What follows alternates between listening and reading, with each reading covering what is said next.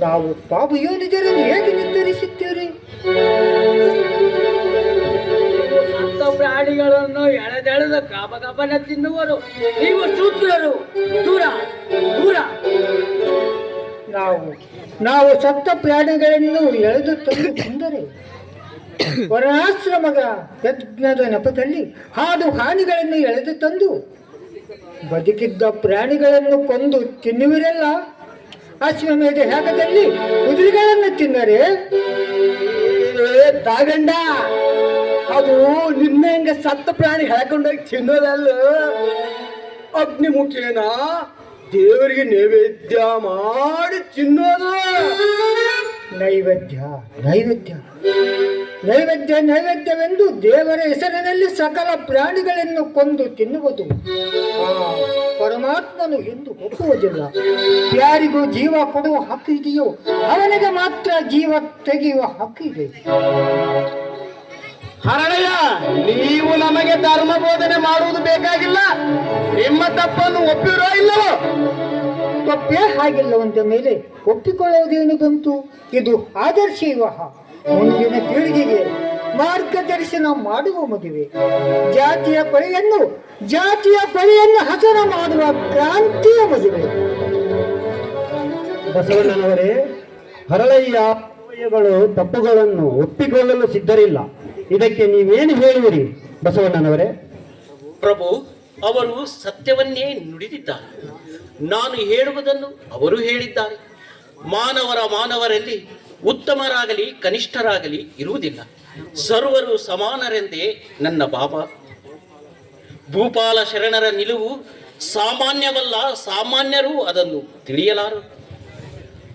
ಆವಿನ ಎಡೆಗಳ ಕಂಡು ಕೆನ್ನೆಯ ತುರಿಸಿಕೊಂಡಂತೆ ಉರಿವ ಕೊಳ್ಳೆಯ ಕೊಂಡು ಮಂಡೆಯ ಸಿಕ್ಕಿ ಬಿಡಿಸುವಂತೆ, ಹುಲಿಯ ಮೀಸೆಯ ಹಿಡಿದುಕೊಂಡು ಒಲಿದುಯ್ಯಾಲೆಯಾಡಿದಂತೆ, ನಮ್ಮ ಕೂಡಲ ಸಂಗನ ಶರಣರ ಜೊತೆ ಸರಸವಾಡಿದರೆ ಸುಣ್ಣದ ಕಲ್ಲು ಮಡಿಲಲ್ಲಿ ಕಟ್ಟಿಕೊಂಡು ಮಡುವ ಬಿದ್ದಂತೆ, ಸಂಪ್ರದಾಯ ಬದ್ಧರ ಮಾತಿಗೆ ಮರುಳಾಗಿ ಮತಾಂತರದ ಹೆಸರಿನಲ್ಲಿ ಶರಣರ ಮನ ನೋಯಿಸಬೇಡಿ ಪ್ರಭು.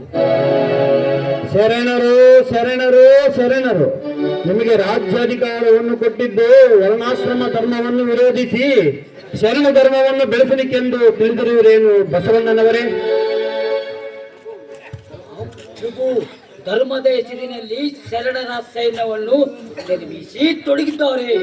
ಈ ಬಸವಣ್ಣನವರು ನಿಮ್ಮನ್ನು ಪದಚಿತ್ತರನ್ನಾಗಿ ಮಾಡಿ ಅನಶನಾಗಬೇಕು ಎಂಬುದು ಇವರ ಉದ್ದೇಶವಿರಬಹುದು.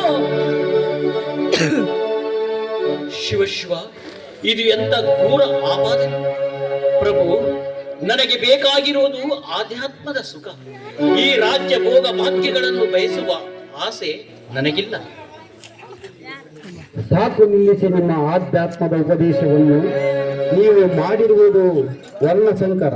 ಇದು ಅಲ್ಲದೆ ಶರಣರ ಸೈನ್ಯದ ನಿರ್ಮಾಣ ಕಲ್ಯಾಣದಲ್ಲಿ ಶೋಭೆಯನ್ನುಂಟು ಮಾಡಿದೆ. ಮಹಾಮಂತ್ರಿಗಳಾದ ನೀವು ರಾಜ್ಯ ಶಾಸನವನ್ನು ಉಲ್ಲಂಘಿಸಿದ್ದೀರಿ.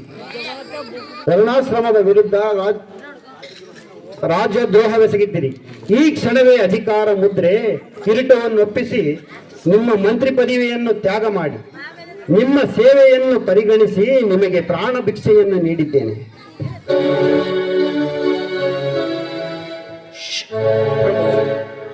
ಶರಣರು ಮರಣವೇ ಮಹಾನವಮಿ ಎಂದು ತಿಳಿದವರು. ಜಾತಶ್ಯ ಮರಣಂ ಧ್ರುವಂ ಎಂಬುದನ್ನು ಅರಿತಿರುವರು.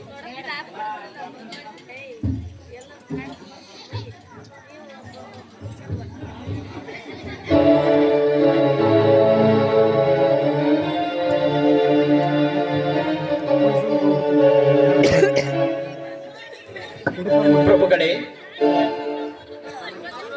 ತಮಗೆ ಕೊನೆಯ ಮಾತೊಂದು ಹೇಳ ಬಯಸುತ್ತೇನೆ, ಹೇಳಿ.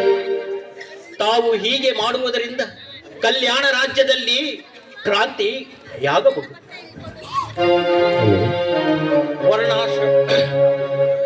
ತಾವು ಎಲ್ಲವನ್ನು ಪ್ರಶಾಂತ ಚಿತ್ತರಾಗಿ ಯೋಚಿಸಬೇಕು.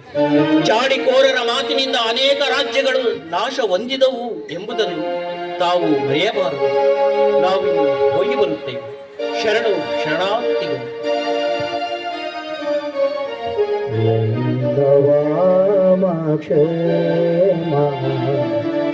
ನಿಮ್ಮದಯ ನಿಮ್ಮದಯ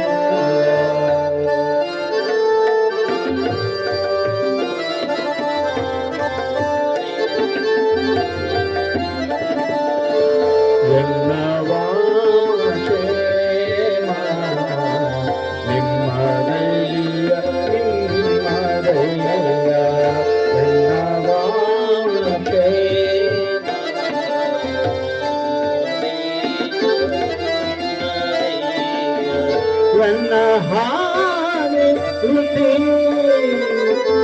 ನಿಮ್ಮದಯ ನಿಮ್ಮದಯ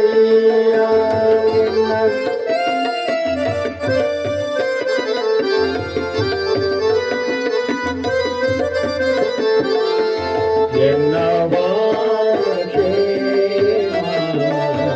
ನಿಮ್ಮದಯ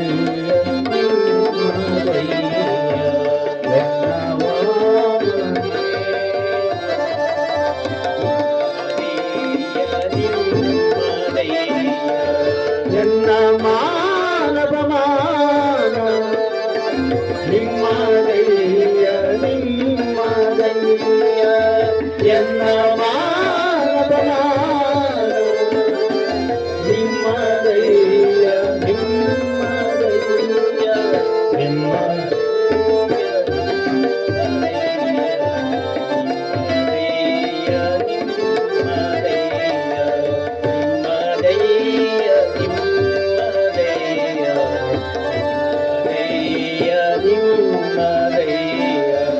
ಎನ್ನ ವಾಮಕ್ಷೇಮ ನಿಮ್ಮದಯ್ಯ ನಿಮ್ಮದಯ್ಯ